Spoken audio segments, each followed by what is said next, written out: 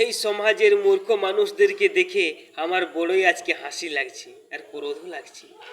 আর মূর্খ মানুষরা বোঝাচ্ছে কি যে স্বর্গে নাকি মরার পরে ভালো পুণ্য আচ্ছা কর্ম করলে নাকি স্বর্গে তাদের আশ্রয় হয়। আর স্বর্গ কোথায়? আমি আপনাদেরকে জিজ্ঞেস করছি, স্বর্গ কোথায়? আপনারা শাস্ত্র শুনেছেন, বড় বড় কীর্তনের পার্টির দিক থেকে আপনারা স্বর্গ কোথায় জেনেছেন। পুণ্য কাজ কর্ম করলে নাকি স্বর্গে চলে যায়। দাদা, স্বর্গ কোথায়? আমি আজকে বলছি আপনাদেরকে স্বর্গ কোথায়। আপনি যে মাটিতে ঘর করেছেন সেটাই স্বর্গ। আপনি যে মাটির উপরে গাছপালা আছে, জলজঙ্গল আছে, সেগুলোই স্বর্গ। গাছ আছে, অক্সিজেন দিচ্ছে, আপনি বেঁচে আছেন, সেটাই স্বর্গ। নদী, নদী মানে মা, মা আমাদেরকে জল দিচ্ছে, তাই আমরা চাষ করতে পারছি, আমরা পানীয় জল হিসেবে খাচ্ছি, তাই মা গঙ্গা নদী হচ্ছে স্বর্গ।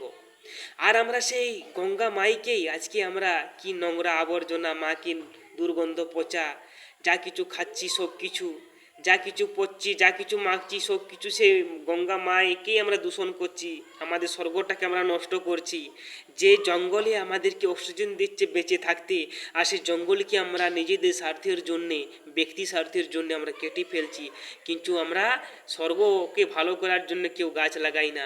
আর আমরা শাস্ত্রে পড়ছি, আমরা জানছি স্বর্গ কোথায়। মরার পরে কাল্পনিক ভাবনা আপনাদের মনে হয়ে গেছে স্বর্গ এইটাই। বাস্তব জীবনে কৃষ্ণ কি বলেছে, কুরুক্ষেত্র দাঁড়িয়ে ময়দানে কি বলেছে, যে সৎ কর্মই হচ্ছে আসল কর্ম, সৎ ভাবনাই হচ্ছে আসল ভাবনাই, সৎ ত্যাগেই হচ্ছে আসল ত্যাগ।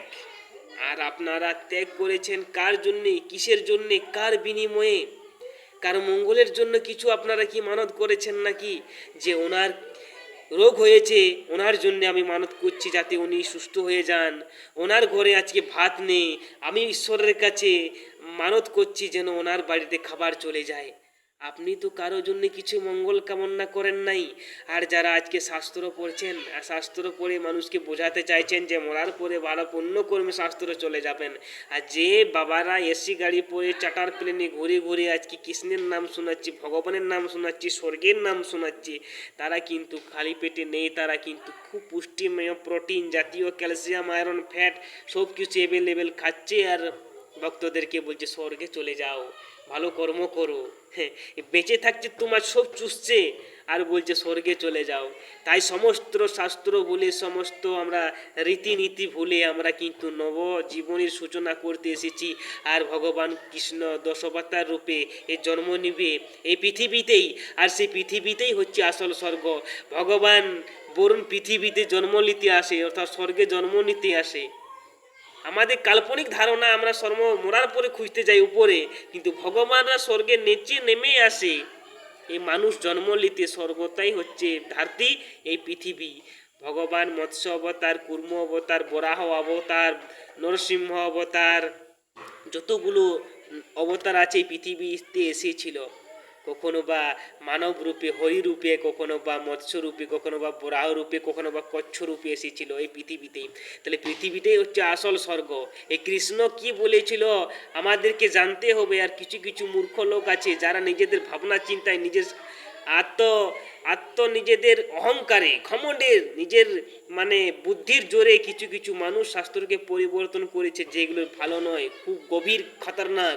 এগুলো পরিবর্তন করা যাক, আমি সেই ভাবনা রাখি যে প্রকৃত যে আমাদের তালপাতে যে গ্রন্থ লিখিয়েছিল তখনকার যারা মনীষীরা ছিল, বড় বড় সর্বত্যাগী সাধু সন্তরা, কবিগণরা ছিল, সেই তালপাতের খণ্ড কি কারো কাছে আছে? 5000 6000 সালের যে তালপাতার পুঁথি আছে কি? কারো নেই। সবাই সেই আজকে কম্পিউটার টাইপ করে সেই সেই আমরা আজকে শাস্ত্রগুলো আছে আমাদের কাছে, যে কিছু লিখিছিল কোনো ব্যক্তি হয়তো 500 লাগে, কেউ 700 লাগে, কিন্তু তৎকালীন যে তালপাতের প্রকৃত সংস্কৃতি যে আমাদের গ্রন্থ, সে সাংস্কৃতিক গ্রন্থ কিন্তু আমাদের কাছে নেই, আমরা জানি না। আর মানুষ কিছু কিছু সংযোজন করেছে, বুঝতে পারছেন। আজকে শাস্ত্র নিয়ে আমি অনেক কিছু বললাম, যদি কিছু ভুল ত্রুটি ক্ষমা করবেন।